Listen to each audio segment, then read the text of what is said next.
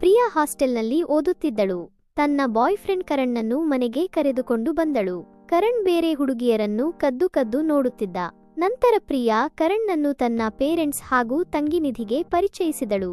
ಕರಣ್ನ ಕಣ್ಣು ಪ್ರಿಯಾಳ ತಾಯಿ ಪಾಯಲ್ ಮೇಲೆ ಬಿತ್ತು. ಪಾಯಲ್ ಕರಣ್ಗೆ ಜ್ಯೂಸ್ ಕೊಡಲು ಹೋದಾಗಲೂ ಕರಣ್ ಪಾಯಲ್ನನ್ನು ಕೆಟ್ಟ ದೃಷ್ಟಿಯಿಂದ ನೋಡತೊಡಗಿದ.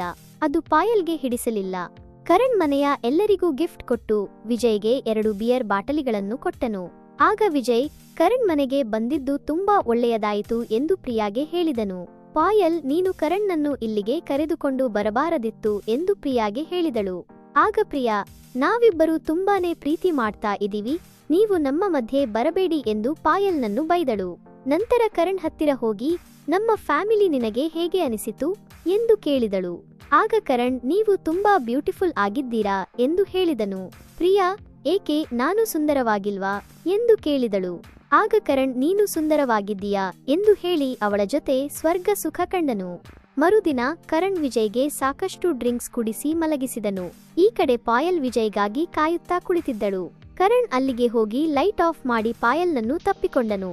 ಆಗ ಪಾಯಲ್ ವಿಜಯ್ ಎಂದು ಅಂದುಕೊಂಡು ಸುಮ್ಮನಾದಳು. ಪ್ರಿಯಾ ನಶೆಯಲ್ಲಿದ್ದ ವಿಜಯ್ನನ್ನು ಪಾಯಲ್ ರೂಮ್ಗೆ ಕರೆದುಕೊಂಡು ಬಂದಳು. ಆಗ ಕರಣ್ ಹೇಗೋ ಅಲ್ಲಿಂದ ಪಾರಾಗಿ ಓಡಿಹೋದನು. ಪಾಯಲ್ಗೆ ಆ ವ್ಯಕ್ತಿ ಯಾರು ಎಂದು ಗೊತ್ತಾಗಲಿಲ್ಲ, ಹಾಗೆ ಗಾಬರಿಯಾದಳು. ನಂತರ ಕರಣ್ ಪಾಯಲ್ ತಾನಾಗಿಯೇ ತನ್ನ ಹತ್ತಿರ ಬಂದು ಮುದ್ದು ಮಾಡಿದ ಹಾಗೆ ಕನಸು ಕಾಣುತ್ತಿದ್ದನು. ಪ್ರಿಯಾ ಯಾಕೆ ಕನಸು ಕಾಣ್ತಾ ಇದ್ದೀಯಾ ಎಂದು ಕರಣ್ಣನ್ನು ಕೇಳಿದಳು. ಆಗ ಕರಣ್ ಏನಿಲ್ಲ ಎಂದು ಹೇಳಿ ಅವಳ ಜೊತೆ ಸ್ವರ್ಗ ಸುಖ ಕಂಡನು. ಮರುದಿನ ಕರಣ್ ಪಾಯಲ್ನನ್ನು ತಪ್ಪಿಕೊಂಡು ಪ್ರಿಯಾ ಅಂತ ನಿನ್ನನ್ನು ತಪ್ಪಿಕೊಂಡೆ ಸಾರಿ ಎಂದು ಹೇಳಿದನು. ಆಗಲೂ ಪಾಯಲ್ ಸುಮ್ಮನಾದಳು. ಮರುದಿನ ಕರಣ್ ಅವಳ ಫೋಟೋ ತೆಗೆಯಲು ಶುರು ಮಾಡಿದನು. ಆಗ ಪಾಯಲ್ ನನ್ನನ್ನು ಏಕೆ ಹೀಗೆ ಕಾಡ್ತಾ ಇದ್ದೀಯಾ ಎಂದು ಕೇಳಿದಳು. ಆಗ ಕರಣ್ ನೀವು ತುಂಬಾನೇ ಹಾಟ್ ಆಗಿದ್ದೀರಾ ಎಂದು ಹೇಳಿದನು. ಮರುದಿನ ಪ್ರಿಯಾ ಫಿಲಂ ನೋಡುವ ಪ್ಲಾನ್ ಮಾಡಿದರೆ ಪಾಯಲ್ ನನಗೆ ಕೆಲಸ ಇದೆ ಬರಲ್ಲ ಎಂದು ಹೇಳಿದಳು. ಆಗ ಕರಣ್ ತನಗೆ ಹುಷಾರಿಲ್ಲದ ಹಾಗೆ ನಾಟಕವಾಡಿ ಅಲ್ಲೇ ಉಳಿದುಕೊಂಡು ಮನೆಯಲ್ಲಿ ನಶೆಯ ಹೊಗೆ ಹಾಕಿ ಪಾಯಲ್ನನ್ನು ಪ್ರಜ್ಞೆ ತಪ್ಪಿಸಿ ಬೆಡ್ರೂಮ್ನಲ್ಲಿ ಅವಳ ಜೊತೆ ಕ್ಲೋಸ್ ಆಗಿ ಫೋಟೋಸ್ ತೆಗೆದುಕೊಂಡನು. ಆಗ ಪಾಯಲ್ಗೆ ಎಚ್ಚರ ಆಗಿ ಶಾಕ್ ಆಗಿ ಅವನನ್ನು ಬೈದಳು. ಆಗ ಕರಣ್ ನನಗೆ ನಿಮ್ಮ ಜೊತೆ ಆಟ ಆಡಬೇಕು ಅಂತ ಅನಿಸ್ತಾ ಇದೆ ಎಂದು ಅವಳನ್ನು ತಪ್ಪಿಕೊಂಡನು. ಆಗ ಪಾಯಲ್ ನಾನು ಈ ವಿಷಯವನ್ನು ಮನೆಯವರಿಗೆ ಹೇಳ್ತೀನಿ ಎಂದು ಹೇಳಿದಳು. ಆಗ ಕರಣ್ ತಮ್ಮ ಪ್ರೈವೇಟ್ ಫೋಟೋಗಳನ್ನು ತೋರಿಸಿ ಅವಳನ್ನು ಬ್ಲ್ಯಾಕ್ ಮೇಲ್ ಮಾಡುತ್ತಾ ಅವಳ ಮೇಲೆ ಬಲಾತ್ಕಾರ ಮಾಡಲು ಪ್ರಯತ್ನಿಸಿದನು. ಆಗ ಪ್ರಿಯಾ ವಿಜಯ್ ಹಾಗೂ ನಿಧಿ ವಾಪಸ್ ಮನೆಗೆ ಬಂದರು. ನಂತರ ಕರಣ್ ಪಾಯಲ್ ಅವರೇ ನನಗೆ ಬಲವಂತವಾಗಿ ಐಸ್ ಕ್ರೀಂ ತಿನ್ನಿಸಲು ನೋಡುತ್ತಿದ್ದರು ಎಂದು ಪ್ರಿಯಾಗೆ ಹೇಳಿದನು.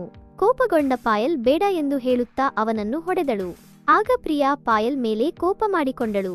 ಪಾಯಲ್ ಕರಣ್ ಸರಿ ಇಲ್ಲ ಅವನನ್ನು ಬಿಟ್ಟು ಬಿಡು ಎಂದು ಪ್ರಿಯಾಗೆ ಹೇಳಿದಳು. ಆಗ ಪ್ರಿಯಾ ಯಾಕೆ ಎಂದು ಪಾಯಲ್ ನನ್ನೇ ರಿವರ್ಸ್ ಕ್ವೆಶ್ಚನ್ ಕೇಳಿದಳು. ಆಗ ಪಾಯಲ್ ಕರಣ್ ತಮ್ಮ ಫೋಟೋಗಳನ್ನು ಎಲ್ಲರಿಗೂ ತೋರಿಸಬಹುದು ಎಂದು ಸುಮ್ಮನಾದಳು. ಮರುದಿನ ಕರಣ್ ಬೇರೆ ಹುಡುಗಿಯ ಜೊತೆ ಮಾತನಾಡುತ್ತಿದ್ದನು. ಅದನ್ನು ನೋಡಿದ ಪಾಯಲ್ ಅವಳು ಯಾರು ಎಂದು ತಿಳಿದುಕೊಳ್ಳಲು ಅವಳನ್ನು ಭೇಟಿಯಾಗಿ ಮನೆಗೆ ಕರೆದುಕೊಂಡು ಬಂದಳು. ಆದರೆ ಆ ಯುವತಿ ಬೇರೆ ಯಾರೂ ಅಲ್ಲ, ಕರಣ್ನ ಓಲ್ಡ್ ಗರ್ಲ್ ಫ್ರೆಂಡ್ ಹೇಮಾ ಆಗಿದ್ದಳು.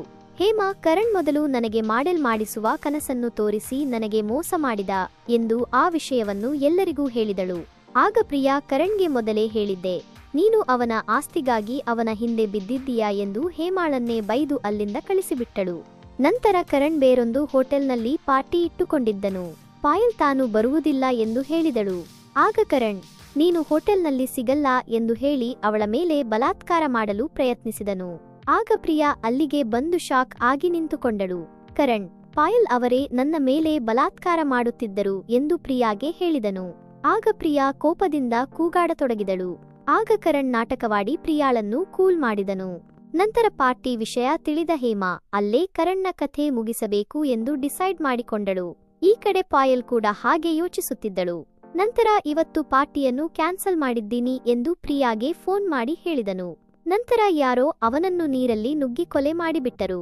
ಆಮೇಲೆ ಪೊಲೀಸರು ಪ್ರಿಯಾಳ ಮನೆಗೆ ಬಂದು ಕರಣ್ ಸತ್ತಿರುವ ವಿಷಯವನ್ನು ತಿಳಿಸಿ ಅವನ ಡ್ರಿಂಕ್ಸ್ನಲ್ಲಿ ನಶೆಯ ಮಾತ್ರೆ ಹಾಕಿ ಕೊಲ್ಲಲಾಗಿದೆ, ನಿಮಗೆ ಯಾರ ಮೇಲಾದರೂ ಡೌಟ್ ಇದೆಯಾ ಎಂದು ಕೇಳಿದರು.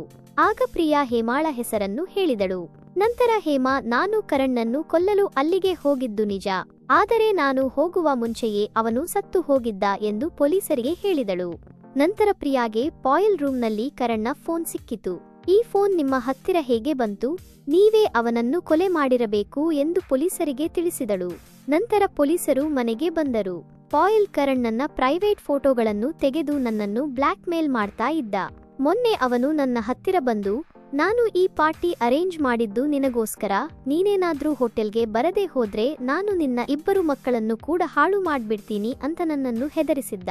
ಹಾಗಾಗಿ ನಾನು ಅವನ ಮಾತಿಗೆ ಒಪ್ಪಿಕೊಂಡ ಹಾಗೆ ನಾಟಕ ಮಾಡಿ ಅಲ್ಲಿಗೆ ಹೋಗಿ ಕರಣ್ನ ಫೋನ್ ಕದ್ದುಕೊಂಡು ಬಂದಿದ್ದೆ ಅಷ್ಟೇ ಎಂದು ಹೇಳಿದಳು.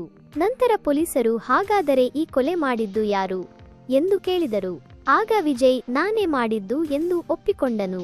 ಕರಣ್ ಮೊನ್ನೆ ಪಾಯಲ್ನನ್ನು ಬ್ಲ್ಯಾಕ್ ಮೇಲ್ ಮಾಡುವಾಗ ನಾನು ಕೇಳಿಸಿಕೊಂಡಿದ್ದೆ. ನಾನು ನನ್ನ ಹೆಂಡತಿಯನ್ನೇ ನಂಬದೆ ಕರಣ್ಣನ್ನು ತುಂಬಾ ನಂಬಿದ್ದೆ. ಆದರೆ ಅವನು ಹೀಗೆ ಮಾಡಿದ್ದಕ್ಕೆ ನನಗೆ ತುಂಬಾನೇ ಕೋಪ ಬಂತು. ನಾನೇ ಅವತ್ತು ರೆಸಾರ್ಟ್ಗೆ ಹೋಗಿ ಅವನ ಡ್ರಿಂಕ್ಸ್ನಲ್ಲಿ ನಿದ್ರೆ ಮಾತ್ರೆ ಹಾಕಿ ಅವನನ್ನು ನೀರಿನಲ್ಲಿ ನುಗ್ಗಿ ಕೊಲೆ ಮಾಡಿದೆ ಎಂದು ಪೊಲೀಸರಿಗೆ ಹೇಳಿದನು. ಕೊನೆಗೆ ಪೊಲೀಸರು ವಿಜಯ್ನನ್ನು ಅರೆಸ್ಟ್ ಮಾಡಿದರು. ಸೊ ಕಥೆ ಇಲ್ಲಿಗೆ ಮುಗಿಯಿತು. ಅದೇನೋ ಹೇಳ್ತಾರಲ್ಲ, ಪ್ರೀತಿಯಲ್ಲಿ ಇರಬೇಕಾದರೆ ಬೇರೆ ಯಾವುದೂ ಕಣ್ಣಿಗೆ ಕಾಣಿಸಲ್ವಂತೆ. ತಾವು ಪ್ರೀತಿ ಮಾಡ್ತಾ ಇರೋವರೇ ಸರಿ, ನಮ್ಮ ಪ್ರೀತಿನೇ ಗ್ರೇಟ್, ಈ ಪ್ರಪಂಚದಲ್ಲಿ ನಮ್ಮಷ್ಟು ಪ್ರೀತಿ ಮಾಡುವರು ಬೇರೆ ಯಾರೂ ಇಲ್ಲ ಅಂತ ಎಲ್ಲಾ ಪ್ರೇಮಿಗಳು ಅನ್ಕೋತಾರಂತೆ. ಆ ಪ್ರತಿಯೊಬ್ಬರ ವಿಷಯದಲ್ಲೂ ಒಂದೊಬ್ಬರ ವಿಷಯದಲ್ಲಿ ನಿಜ ಆಗಬಹುದು, ಆದರೆ ಎಲ್ಲರೂ ಸಾಚಗಳಲ್ಲ. ಸೊ ಕೇರ್ಫುಲ್ ಆಗಿ ಅವರು ಹೇಗೆ ಏನು ಅಂತ ತಿಳ್ಕೊಂಡು ಪ್ರೀತಿ ಮಾಡೋದು ಒಳ್ಳೆಯದು ಅನ್ನೋದು ನನ್ನ ಅಭಿಪ್ರಾಯ. ಸೊ ಈ ಕಥೆ ಬಗ್ಗೆ ನಿಮಗೆ ಏನು ಅನಿಸ್ತು? ನಿಮ್ಮ ಅನಿಸಿಕೆ ಅಭಿಪ್ರಾಯಗಳನ್ನ ಕಮೆಂಟ್ ಸೆಕ್ಷನ್ ಅಲ್ಲಿ ತಿಳಿಸೋದನ್ನ ಮರಿಬೇಡಿ. ಹಾಗೆ ಈ ವಿಡಿಯೋ ಇಷ್ಟ ಆಗಿದ್ರೆ ಲೈಕ್ ಮಾಡಿ, ಶೇರ್ ಮಾಡಿ. ನನ್ನ ಚಾನೆಲ್ನ ಸಬ್ಸ್ಕ್ರೈಬ್ ಮಾಡ್ಕೊಂಡು ಪಕ್ಕದಲ್ಲಿರುವಂತಹ ಬೆಲ್ ಐಕಾನ್ನ ಕ್ಲಿಕ್ ಮಾಡ್ಕೊಂಡು ಆಲ್ ಆಪ್ಷನ್ನ ಸೆಲೆಕ್ಟ್ ಮಾಡ್ಕೊಳ್ಳಿ. ಮೀಟ್ ಮಾಡೋಣ ಮತ್ತೊಂದು ಇಂಟರೆಸ್ಟಿಂಗ್ ಆಗಿರುವಂತಹ ಸ್ಟೋರಿ ಜೊತೆಗೆ. ಅಲ್ಲಿವರೆಗೂ ಧನ್ಯವಾದಗಳು.